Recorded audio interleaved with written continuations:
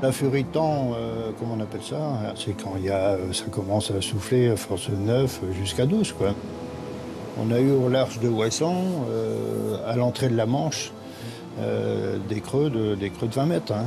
Et on a fait des sauvetages avec des creux de 20 mètres.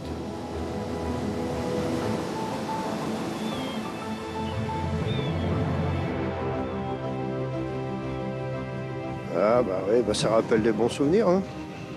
Ça c'est sûr. Ça m'arrive de rêver à ça.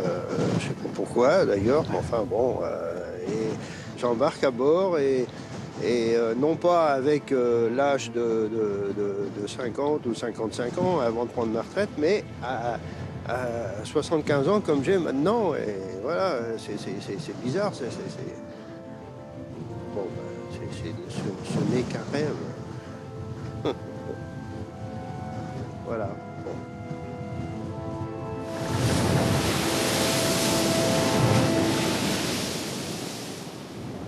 Jean Bulot est capitaine Tempête. Il a commandé un bateau mythique, l'Abeille Flandre, remorqueur de haute mer, capable d'affronter les pires conditions au large de la Bretagne pour venir en aide aux navires en détresse.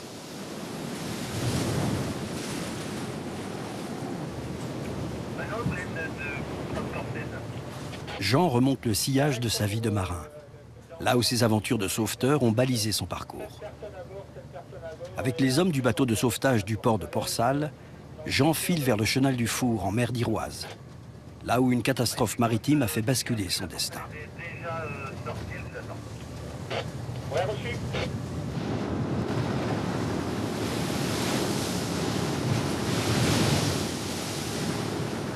C'est dans ces parages truffés de récifs que son histoire de sauveteur a commencé.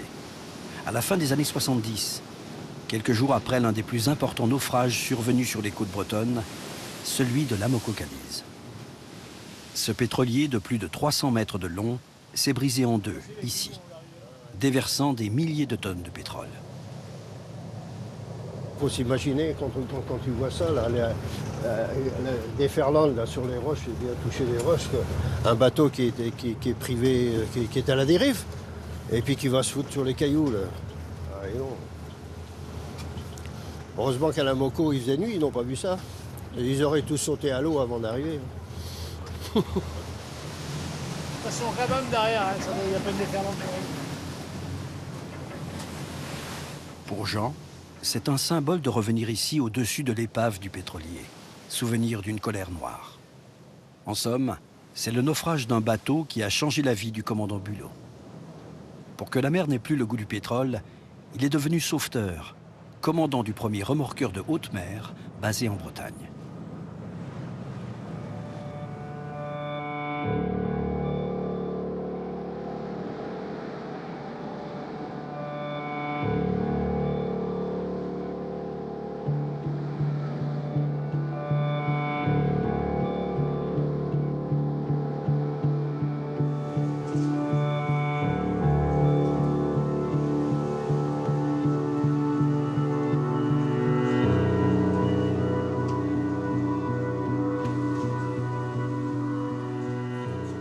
Écrites à la plume, trempées dans l'eau de mer, les aventures ne s'oublient pas. L'histoire de Jean se confond avec celle des capitaines au long cours et des caporniers. 400 ans, 16 générations de navigateurs ont forgé son caractère.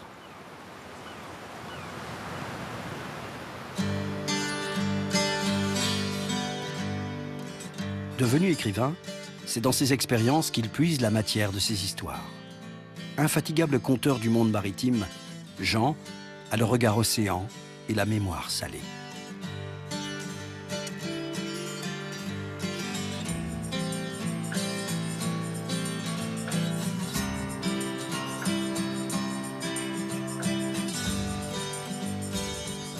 Son prochain livre l'emmènera encore sur ces terres de brumes et de phares.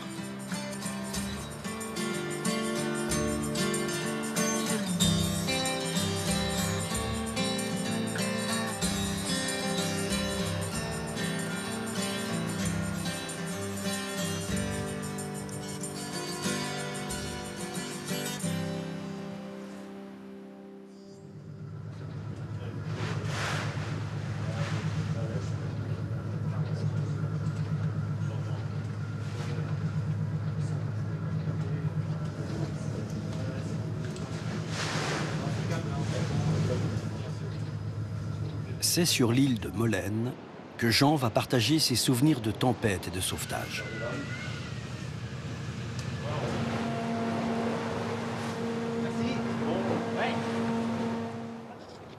Il est accompagné de Christophe, un projectionniste. Aujourd'hui, dans l'unique école de l'île, où 13 enfants sont scolarisés, il y a cinéma.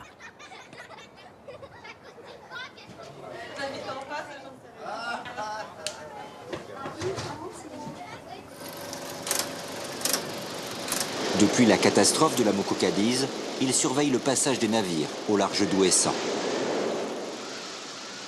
Jean veut transmettre aux plus jeunes les valeurs humaines portées par le sauvetage en mer.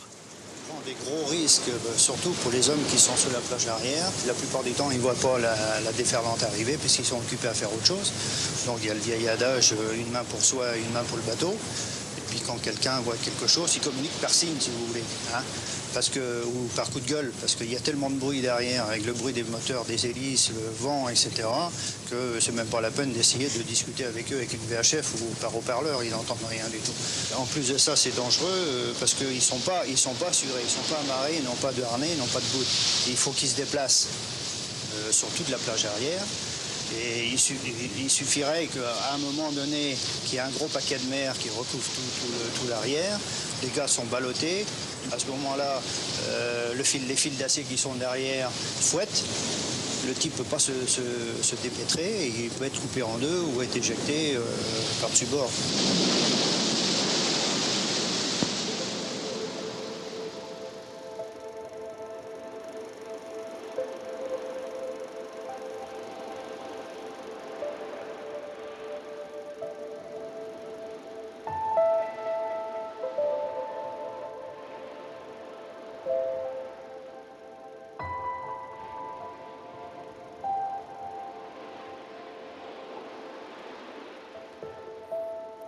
Le remorqueur intervient dès qu'un navire est en détresse. Du capitaine au matelot, on dit que ces marins sont capables de mettre leur vie en danger pour sauver celle des autres. Héros anonymes au cœur des tempêtes. Au cours de sa carrière de marin, Jean a porté assistance à 200 navires en difficulté.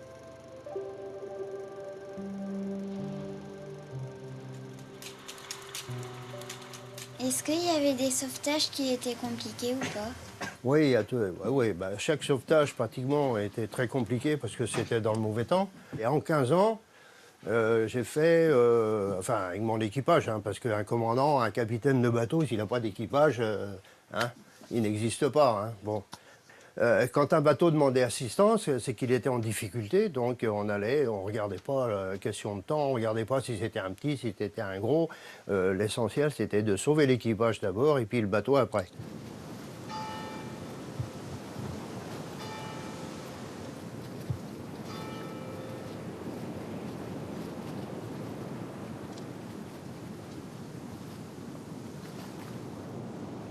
Entre le continent, les îles de Molène et Ouessant, Jean poursuit inlassablement son voyage. À la passerelle d'un navire, il se sent comme chez lui. Il y a passé sa vie. Je passe canal 79. Abeille Bourbon, des frauveurs de...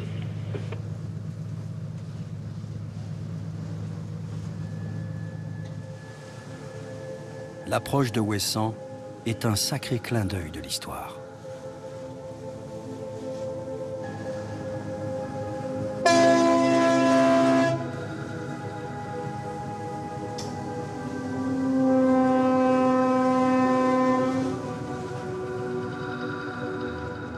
L'abeille Bourbon, le remorqueur qui a remplacé l'abeille Flandre, est au mouillage à l'abri des falaises de l'île, paré pour une prochaine tempête.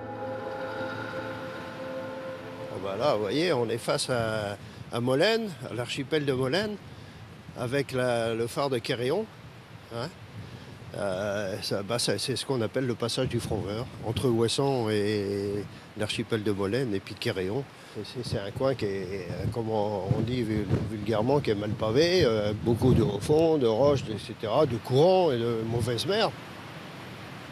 Une zone très dangereuse, donc à Saint, vous avez la Vieille, hein, dans le Raz de Saint. Vous avez Armen au bout de la chaussée de Saint. Hein.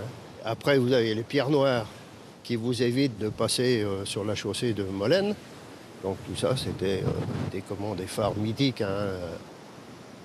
Les gardiens de phare, on rendait compte, passer une semaine, 2 semaines là-dessus, et des fois plus, parce qu'ils ne pouvaient pas être relevés à cause du temps. Hein.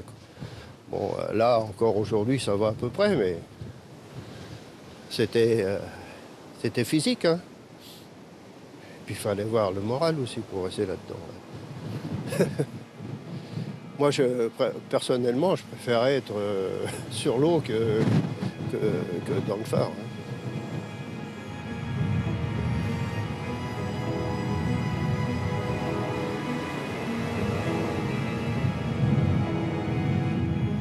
C'est à se demander comment les phares tiennent encore debout lorsque le vent démolit la mer.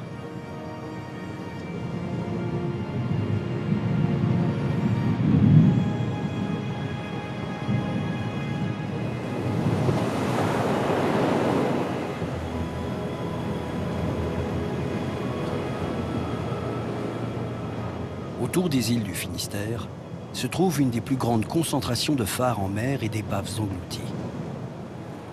Ouessant est surnommé l'île Sentinelle, preuve s'il en est du danger que ces récifs ont toujours représenté pour les marins.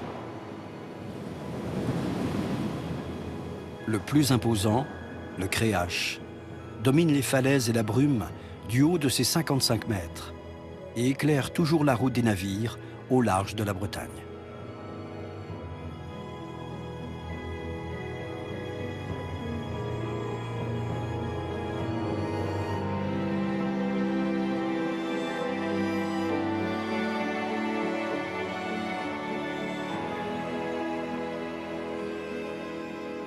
Dans ses livres, Jean pousse des coups de gueule contre la folie des hommes, les marées noires et les marins qu'on abandonne.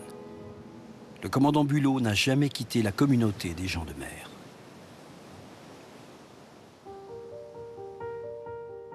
L'hiver, il s'isole pour écrire. Depuis son havre de paix sur une petite île du golfe du Morbihan, il mélange ses souvenirs à des histoires qu'il invente. Le marin écrivain n'évoque rien d'autre que l'aventure d'hommes et de femmes confrontés aux colères du temps et de la vie. Une évidence pour ce marin de légende, surnommé Capitaine Tempête.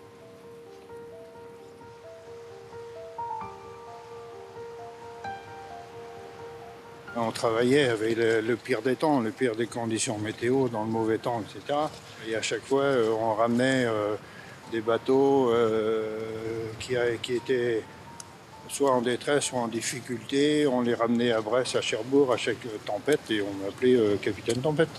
Voilà, c'est venu de là.